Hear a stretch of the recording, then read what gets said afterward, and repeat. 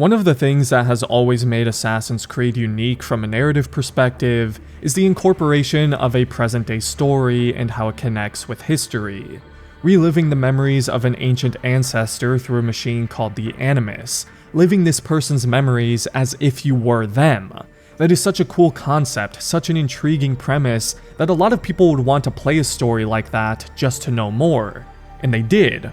But why is it then that the modern day storylines of Assassin's Creed typically end up being one of the weakest and underdeveloped parts of the games? Why can some of these stories feel so poorly constructed and inconsistent, and why do some have little modern day to none at all? It feels like Assassin's Creed for a long time now has struggled to find what the modern day's place in these games are. Should there be more of it, less of it? Should there be playable sections? Should there be only cutscenes? Should it be in the game at all? It is a core part of the premise of the series, and yet the series constantly struggles with what to do with it. It's like Ubisoft has a hard time deciding whether they should commit to it or abandon it. Their newest solution to this problem is going to be housing all the modern day into the game's new Animus Hub Launcher, which we've known as Assassin's Creed Infinity for quite a while now. But how that works and how important the modern day will actually still be in the games remains to be seen. I've always been of the firm belief that modern day should absolutely always have a place in this series. As I said, it's such a core foundational piece to the narrative of Assassin's Creed as a whole.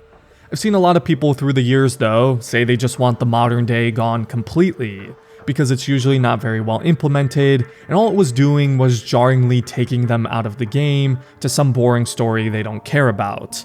Which I can certainly understand the sentiment of, but man, when the modern day is good, it enriches the entire experience. I always go back to the original modern day story of Assassin's Creed 1 because it was brilliant. I have more and more of an appreciation for it as time passes, and I have enjoyed other modern day parts of these games. I really like the playable missions in AC3s, finally seeing the result of all Desmond's training and the bleeding effect, barring the ending. 2 and Brotherhoods are decent, and I think Valhalla actually made me optimistic about the future of the modern day story again. The way it was able to connect to the other games and make things make sense and be interesting again was very well done. But to me, now looking back on all of them, I think the original is still the best by far. Which may seem very weird on paper, because you don't actually do a whole lot. There's no combat, you stay in the same few rooms the whole game, a lot of it is pure dialogue and investigating. You're a prisoner, and you feel like one. That all sounds like it has the making of a very boring modern day, but it's just the opposite. It's ominous, it's mysterious, it leaves so much up to the imagination, and feeds you small breadcrumbs of what exactly is happening. It doesn't immediately give you all the answers and clarity of what's going on. It's a mystery to unravel. I love how little exposition it actually gives you, and lets the player try to solve this mystery themselves. Desmond himself knows very little of what's happening, but the audience knows even less. We barely know anything about Desmond or the situation. It makes you feel like there's this massive universe outside of your little prison cell, and some big conspiracy that you're somehow in the middle of.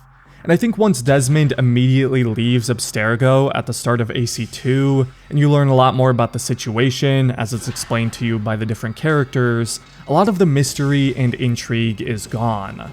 I think the mystery itself was more interesting than the actual answers. And while I still enjoy AC2's modern day, I was less interested and on the edge of my seat at the end of that story than I was compared to how I felt at the end of AC1's. The more I think about it now, I feel like it would have been better to have AC2's entire modern day revolve around breaking out of Abstergo, rather than Lucy immediately at the start of the game showing up and breaking you out, as you quite easily run and fistfight your way out of the building, which made Abstergo feel a lot more incompetent than they appeared in the first game. But I guess looking back, this could be explained as Lucy being a Templar spy and Abstergo letting them escape, but I don't believe they actually planned to have Lucy be a Templar spy until Brotherhood, because there's no foreshadowing of it, and it's believed that that decision was made because of some kind of dispute with Kristen Bell, the voice actress. But imagine a story based around you slowly and secretly trying to plan a prison break from Abstergo, and the ending is when you finally reach the outside to the other assassins. Just a thought. But anyways, back to AC1. The way it also incorporates the Animus into gameplay is genius. The mission select screen is literally Desmond choosing memories in the Animus. That's such an immersive, creative way to select the missions. The tutorials are Desmond trying to synchronize with Altair, whereas most games would just fourth wall break to have you go through the tutorial. No, AC1 literally makes it a part of the story and the Animus synchronization process. I really like how AC3 did that as well when synchronizing with Hatham at the start. But it's like Desmond is playing Assassin's Creed. Then the HUD in gameplay itself is completely Animus themed. You have a synchronization bar, the weapon display and minimap are in that futuristic sci-fi kind of style of the Animus. It's like we're playing as Desmond, who is controlling Altair, and the Animus has created these HUD elements for him to make it easier. The menu and settings screens are Animus themed. You see the little glitch effects whenever completing a task or locking onto an enemy. It's such a smart way of bringing the modern day sci-fi elements into the past, making them feel connected. That's something the newer Assassin's Creed games really underutilize. Although that may change soon, as we could see the Animus themed map in the Shadows gameplay demo, and maybe with this new Animus Hub Launcher, they'll be doing more things like that in the future. But you can just tell, in AC1, the modern day is a very core piece of the game that flows and intertwines with the past storyline. Whereas in a lot of the other games, it feels more like an afterthought, because they know this is Assassin's Creed, and they have to have some kind of modern day thrown in there. Unity and Syndicate's little arc is probably the worst offender of this. Never mind the fact that the actual story of Unity's modern day turns out to not matter at all by the end. Don't get me wrong, I thought the time displacement stuff was pretty cool, but in terms of story, there's basically nothing going on, and then Syndicate builds up this story through only cutscenes just to have the resolution of that story be in a comic. A lot of these modern day stories are just so inconsistent, from how involved they are in the game itself, to the type of missions, to the storylines. It's clear there wasn't much of a plan after Desmond's arc. Probably a significant reason why these stories can feel so inconsistent as well is because it's different writers and developers for each one now. They each have different takes and ways of implementing the modern day and how important it should be. So I'm hoping with this Animus Hub they're launching alongside Shadows will make it easier for them to plan out these long-term modern day storylines. We've still seen nothing from this Animus Hub itself and how exactly that's going to work.